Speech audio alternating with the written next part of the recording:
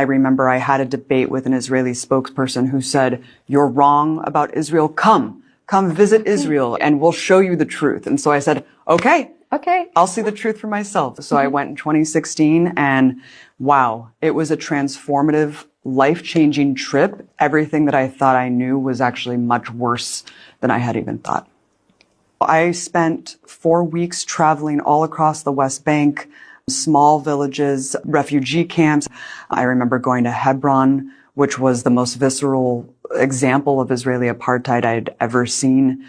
And then, of course, going into the borders of 48 was just the absolute dichotomous opposite. Spending several weeks with Palestinians, hearing their hearts poured open, the most beautiful, welcoming, gracious people I've ever met in my life.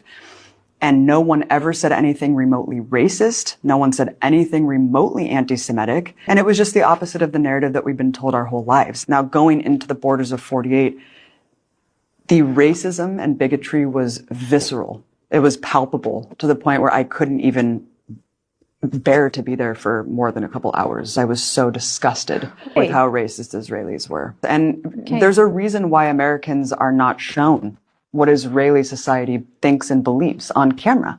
We're only shown a very sanitized version of what Israeli society thinks and believes because they handpick spokespeople with American accents to speak to Americans.